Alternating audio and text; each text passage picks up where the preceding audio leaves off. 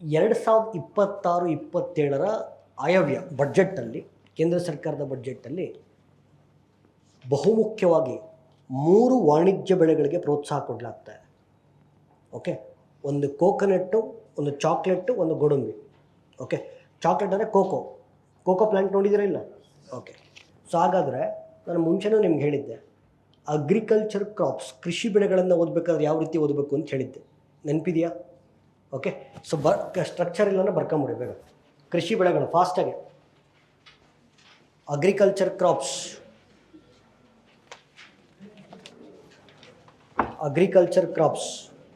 ಕೃಷಿ ಬೆಳೆಗಳು fast, time ಇಲ್ಲ. ನೇಮ್ ಹೆಸರು,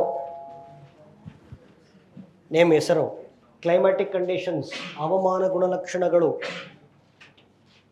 ನೇಮ್ ಹೆಸರು, ಹವಾಮಾನ ಗುಣಲಕ್ಷಣಗಳು. ಅದ್ರಾಗ 2. ಓಕೆ, ಒಂದು ತಾಪಮಾನ ಗೊತ್ತಿರಬೇಕು, ಟೆಂಪರೇಚರ್. ಹೆಸರು, ಹವಾಮಾನ ಗುಣಲಕ್ಷಣಗಳು. ಅದ್ರಾಗ 2 ತಾಪಮಾನ, ಟೆಂಪರೇಚರ್. ಓಕೆ, ಮತ್ತು ರೈನ್ಫಾಲ್, ಮಳೆ, ರೈನ್ಫಾಲು. ಆಮೇಲೆ ಸಾಯಿಲ್, ಮಣ್ಣು, ಯಾವ ರೀತಿ ಮಣ್ಣು ಇಂಪಾರ್ಟೆಂಟು. ಆಮೇಲೆ ಹೆಚ್ಚು ಉತ್ಪಾದಿಸುವ ರಾಜ್ಯಗಳು, ಸ್ಟೇಟ್ಸ್, ಹೆಚ್ಚು ಉತ್ಪಾದಿಸುವ ಹೈಯೆಸ್ಟ್ ಪ್ರೊಡ್ಯೂಸಿಂಗ್ ಸ್ಟೇಟ್ಸ್, ಮತ್ತು ಹೆಚ್ಚು ಉತ್ಪಾದಿಸುವ ದೇಶಗಳು, ಕಂಟ್ರೀಸ್.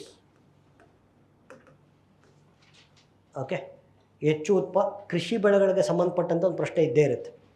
ಓಕೆ, ಹೆಸರು, ಆಮೇಲೆ ಹವಾಮಾನ ಗುಣಲಕ್ಷಣಗಳು, ಅದರಲ್ಲಿ ತಾಪಮಾನ, ಮಳೆ ಮತ್ತು ಮಣ್ಣು, ಸ್ಟೇಟ್ಸ್, ಹೆಚ್ಚು ಉತ್ಪಾದಿಸುವ ರಾಜ್ಯಗಳು, ಹೆಚ್ಚು ಉತ್ಪಾದಿಸುವ ದೇಶಗಳು, ಕಂಟ್ರೀಸ್.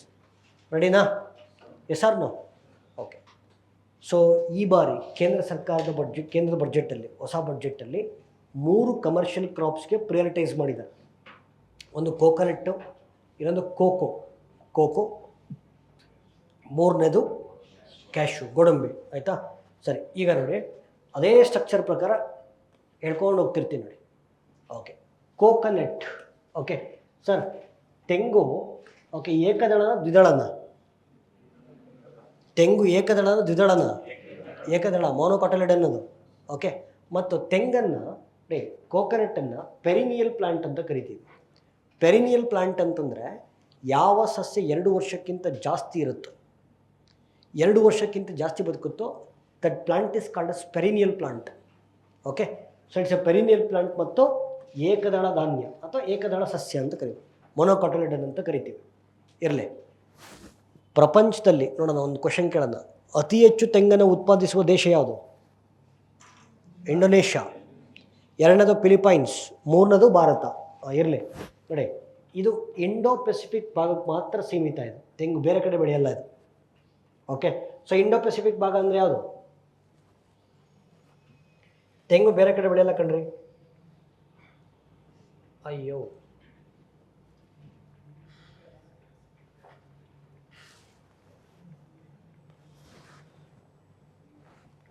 ಹಾಂ ನೋಡಿ, ಈ ಭಾಗದಲ್ಲಿ ಬಿಟ್ಟು ಬೇರೆ ಏನೂ ತೆಂಗು ಬೆಳೆಯಲ್ಲ.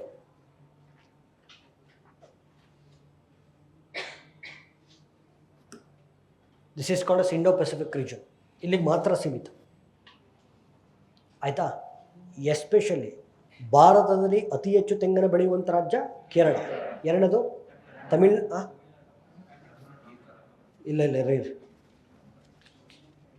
Tamil Nadu. First one is Kerala, second is Tamil Nadu, third is Karnataka. ಆಯಿತಾ?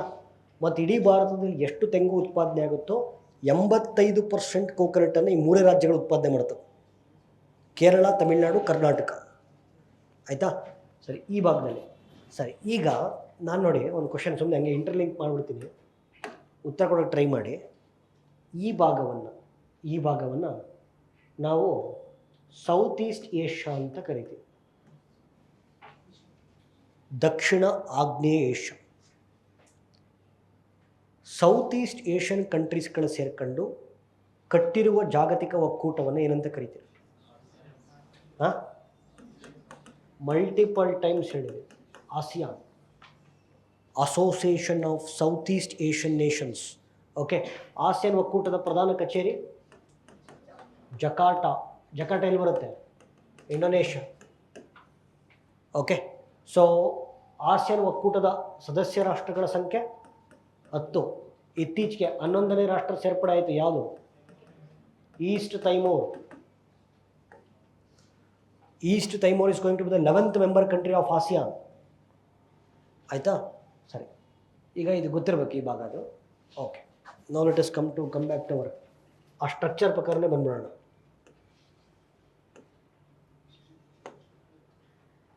ಓಕೆ, ಸೊ ತೆಂಗು, ಓಕೆ, ಕೋಕೋನಟ್ ಹುಟ್ಟಿದ್ದೇ ಸೌತ್ ಈಸ್ಟ್ ಏಷ್ಯಾದಲ್ಲಿ. ಕೋಕೋನಟ್ ಹುಟ್ಟಿದ್ದೇ ಅಲ್ಲಿ. ಆಯಿತಾ? ಹಾಗಾದರೆ ಕರ್ನಾಟಕದ ಯಾವ ಜಿಲ್ಲೆಯನ್ನು? Tumakuru. So highest coconut production Tumakuru ಜಿಲ್ಲೆ. ಆಯಿತಾ? ಮತ್ತು ತುಮಕೂರು ಜಿಲ್ಲೆಯ ತಿಪ್ಟೂರು ಇದೆಯಲ್ಲ, ತಿಪ್ಟೂರು. ಓಕೆ, ತಿಪ್ಟೂರಲ್ಲಿ ಕೊಬ್ಬರಿ ಮಾರ್ಕೆಟ್ ಇದೆ. ಓಕೆ, APMC ಅಲ್ಲ, ಕೊಬ್ಬರಿ ಮಾರುಕಟ್ಟೆ ಇದೆ. APMC ಅಲ್ಲ, APMC ಇಸ್ ಡಿಫ್ರೆಂಟ್. ಓಕೆ, ಏಷ್ಯಾದ ಅತಿ ದೊಡ್ಡ ಕೊಬ್ಬರಿ ಮಾರುಕಟ್ಟೆ ತಿಪ್ಟೂರಿನಲ್ಲಿದೆ. Asia's largest copra market Tiptur. Export ಆಗುತ್ತೆ ಅಲ್ಲಿಂದ. ಓಕೆ, ಫೈನ್ ಸರ್, ಆಯಿತು. ಅಲ್ಲಿಗೆ ಹೆಸರು ಗೊತ್ತಾಯಿತು, ಮತ್ತು ಯಾವ ಭಾಗದಲ್ಲಿ ಬೆಳೆಯುತ್ತೆ ಅಂತ ಗೊತ್ತಾಯಿತು. ಆಮೇಲೆ ಈಗ ಕ್ಲೈಮ್ಯಾಟಿಕ್ ಕಂಡೀಷನ್ಸು. ಸರ್, ಹೆಚ್ಚು ಮಳೆ ಹೆಚ್ಚು ತಾಪಮಾನ ಬೇಕು. ಓಕೆ, ಸೊ ಹೆಚ್ಚು ಮಳೆ ಹೆಚ್ಚು ತಾಪಮಾನ ಇಷ್ಟಿರಲೇಬೇಕು. ಟೆಂಪ್ರೇಚರ್, ಹೆವಿ ರೈನ್ಫಾಲ್ ಜಾಸ್ತಿ ಬೇಕು. High rainfall, high temperature. Okay, so already ನಿಮಗೆ ಹೆಚ್ಚು ಬೆಳೆಯುವ ದೇಶ, ಹೆಚ್ಚು ಬೆಳೆಯುವ ರಾಜ್ಯ ಎರಡೂ ಹೇಳಿಬಿಟ್ಟಿದ್ದೇನೆ. ಓಕೆ, ಹೆಚ್ಚು ಬೆಳೆಯುವಂಥ ದೇಶ ಇಂಡೋನೇಷ್ಯಾ, ಹೆಚ್ಚು ಬೆಳೆಯುವಂಥ ರಾಜ್ಯ ಕೇರಳ. ಸೊ ಕರ್ನಾಟಕ 3ನೇ ಸ್ಥಾನ. ಕರ್ನಾಟಕದ ಮೊದಲ ಜಿಲ್ಲೆ ತುಮಕೂರು. ಓಕೆ, ಸರಿ. ನಾವು let us come to cocoa production. Okay, cocoa ಗಿಡ ನೋಡಿದ್ದೀರಾ ಇಲ್ಲ? ಕೋಕೋ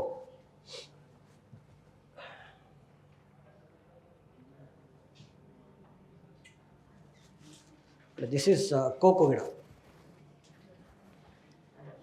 ಅದರಿಂದ ಚಾಕ್ಲೇಟ್ ತಯಾರು ಮಾಡ್ತಾರೆ. ಅದನ್ನು ಪುಡಿ ಮಾಡಿದ್ರೆ ಚಾಕ್ಲೇಟ್ ಬರುತ್ತೆ ಅಷ್ಟೆ.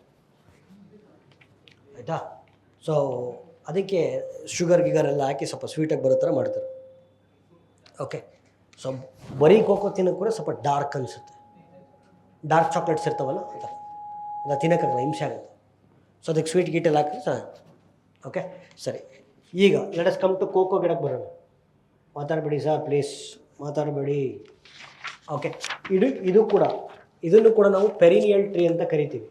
ಈ ಗಿಡವೂ ಕೂಡ 2 ವರ್ಷಕ್ಕಿಂತ ಜಾಸ್ತಿ ಬದುಕುತ್ತೆ. ಆಯಿತಾ? ಬಟ್ ಇದು ನಮ್ಮದಲ್ಲ, ಇದು ಸೌತ್ ಅಮೇರಿಕಕ್ಕೆ ಸಂಬಂಧಪಟ್ಟಂಥ ಸಸ್ಯ ಪ್ರಭೇದ. ಆದರೆ ಬ್ರಿಟಿಷರ ಕಾಲಘಟ್ಟದಲ್ಲಿ ಅದು ಏಷ್ಯಾ ಮತ್ತು ಆಫ್ರಿಕಾಕ್ಕೆ ಪರಿಚಯ ಆಯಿತು. ಓಕೆ, ಸೌತ್ ಅಮೇರಿಕದ ಅಮೆಜಾನ್ ಕಾಡುಗಳಲ್ಲಿ ಬೆಳೆಯುವಂಥ ಸಸ್ಯ ಪ್ರಭೇದ ಇದು. ಬ್ರಿಟಿಷರ ಆಳ್ವಿಕೆಯಲ್ಲಿ ಆಫ್ರಿಕಾ ಮತ್ತು ಏಷ್ಯಾಕ್ಕೆ ಪರಿಚಯ ಆಯಿತು. ಇದು ಅಷ್ಟೇ, ಹೆಚ್ಚು ಮಳೆ ಹೆಚ್ಚು ತಾಪಮಾನ ಬೇಕು, high temperature. I think soil miss ಮಾಡ್ಕೊಂಡ್ವಿ ಅನ್ಸುತ್ತೆ ನಾವಲ್ಲಿ, ಅಲ್ವಾ? ಓಕೆ, ಅಲ್ಲಿ ಸಾಯಿಲ್. ಹಾಂ, ನೋಡಿ, ತೆಂಗು ಮಣ್ಣು ಯಾವ ಥರದ್ದು ಬೇಕು? ಮಣ್ಣು. Okay, sandy soil, loamy soil, alluvial soil, laterite soil, coastal soils, ತೆಂಗಿಂದಿದು.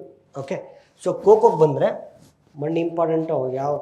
ಯಾವ ಥರದ ಮಣ್ಣು ಅಂತ ಗೊತ್ತಿರಬೇಕು. ಇಲ್ಲಿ ನೋಡಿ, ಇಲ್ಲೂ ಅಷ್ಟೇ, ಯಾವ ಮಣ್ಣು ಫಲವತ್ತತೆಯಿಂದ ಕೂಡಿರುತ್ತೋ ಆ ಎಲ್ಲ ಮಣ್ಣುಗಳಲ್ಲೂ ಕೂಡ ಕೋಕೋ ಗಿಡ ಬೆಳಿಬೋದು. ಅದಕ್ಕೇನು ಪರ್ಟಿಕ್ಯುಲರ್ ಸಾಯಿಲ್ ಅಂತಿಲ್ಲ. ಯಾವ ಸಸ್ಯದ ಯಾವ ಮಣ್ಣಿನ ಫಲವತ್ತತೆ ಜಾಸ್ತಿ ಇರುತ್ತೋ ಅಲ್ಲೆಲ್ಲವೂ ಕೂಡ ನೀವು ಬೆಳಿಬೋದು. ಓಕೆ, ಸೊ ಅತಿ ಹೆಚ್ಚು ಕೋಕೋನ ಬೆಳೀತಕ್ಕಂಥ ರಾಜ್ಯ first Kerala, 2ನೇದು Karnataka, 3ನೇದು Tamil Nadu.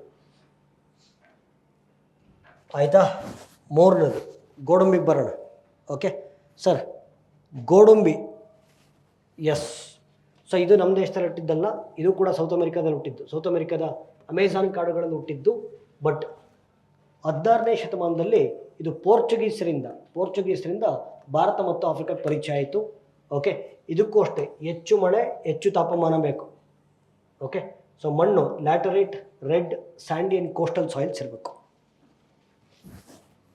Okay, so ಅತಿ ಹೆಚ್ಚು ಗೋಡಂಬಿಯನ್ನು ಬೆಳೀತಕ್ಕಂಥ ರಾಜ್ಯಗಳು ಮಹಾರಾಷ್ಟ್ರ, ಆಂಧ್ರ ಪ್ರದೇಶ, ಒಡಿಶಾ. ಸೊ ಈ 3 ನೆನ್ಪಿಟ್ಕೊಳ್ಳಿ, ಬಿಕಾಸ್ ಬಡ್ಜೆಟಲ್ಲಿದೆ.